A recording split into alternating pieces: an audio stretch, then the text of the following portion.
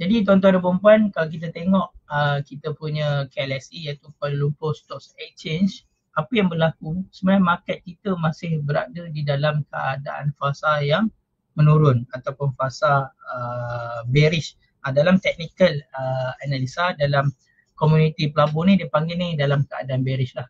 Okay. So apa kita nak tengok kat sini, kalau kita tengok daripada 3 September 2024, ni the higher dia lah.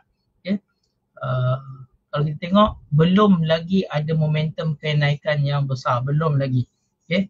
Kalau kita tengok secara keseluruhannya, market ni berada dalam keadaan yang bearish lah.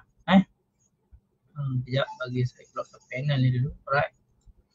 So kalau tuan-tuan tengok dekat sini, okay, tengok ni. Ni daripada sini kan masih dalam keadaan menurun. Okay. Jadi dengan berlakunya isu tarif, dengan berlakunya perang kan, ni menyebabkan market kita, bukan kita saja tetapi seluruh dunia, nanti kita akan tengok satu-satu, berlaku penurunan. Okay. Kalau kita tengok daripada atas ke bawah ni kan, ni tarif yang bulan 4 hari tu, kalau tuan-tuan lihat nampak kan. Tapi sekarang ni kalau kita tengok secara behavior pelabur, dia masih berhati-hati. Okay. Pelabur masih berhati-hati di dalam market. Jadi apa yang kita nak buat? So kita tengok pada time frame yang terdekat dulu, kita tengok daripada awal Januari 2025 sehingga ke hari ini, iaitu 20 hari bulan Jun 2025. So dalam masa 6 bulan ni, market kita belum ada momentum kenaikan yang besar. Tapi kalau kita tarik, kita tutup ini dulu. Kita tarik kalau yang dah belajar technical analisa, ini kita tengok ada satu trend line, trend line resistance. So market dah berjaya pecah lah kat sini, nampak? Dia dah berjaya pecah. Dia kalau kita panggil bagi pelabur-pelabur ni, dia panggil sebagai breakout. Breakout. So bila dah breakout ni, dia jadi macam ni. Dia akan retrace dan berkemungkinan secara technical analysis, dia akan buat pergerakan wave ni, ABC. ABC.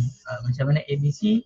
Macam ni. Sekejap, saya tunjuk ABC. Maksud ABC tu macam ni pergerakannya.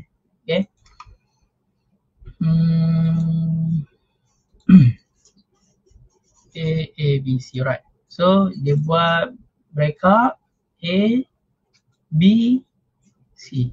So secara technical analysis, kalau kita tengok market untuk dalam time frame 6 bulan ni, Bursa Malaysia ni, dia berada di dalam paras wave yang kedua ataupun wave B ni. Wave B ni adalah potensi untuk berlaku kenaikan.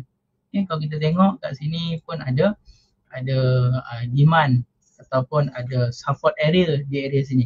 So kalau kita nak tengok ke mana market kita nak pergi, selagi mana arah ataupun pergerakan saham ni bermain di area sini kan, dia main, dia tak pecah ni. Dia main, kemungkinan dia akan naik ke atas, right? Kemungkinan dia akan naik ke atas. Tapi sejauh mana? So kita nak tengok pergerakan market pada minggu depan. Apakah candlestick, sudah balik pada ilmu candle kan, candlestick punya knowledge.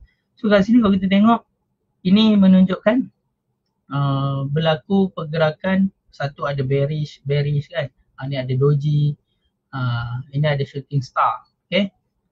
So kemungkinan kalau kita nak perhatikan market ni, selagi dia berada dalam level ni, kita boleh monitor portfolio kita. Tapi kalau portfolio kita, kalau market ni jatuh ke bawah tuan-tuan, market ni macam gini kan, dia jatuh ke bawah, so apa pun saham yang ada, bagi yang trader kan, kena keluar lah. Bagi investor yang beli saham-saham blue chip, ini adalah peluang. So nanti saya akan tunjukkan apakah saham-saham blue chip. Biasa kalau market tengah macam gini, market tengah drop, saham-saham blue chip sangat-sangat powerful. So setiap pelabur dia kena ada strategi untuk trading dan strategi untuk long term lah. Kalau kita nak, kita kena ada saham-saham blue chip ni. Ni penting ni kepada pelabur-pelabur yang main investment untuk long term. Ni penting. So jom kita tengok. So kita dah tengok market Bursa Malaysia macam ni. Apakah market seterusnya?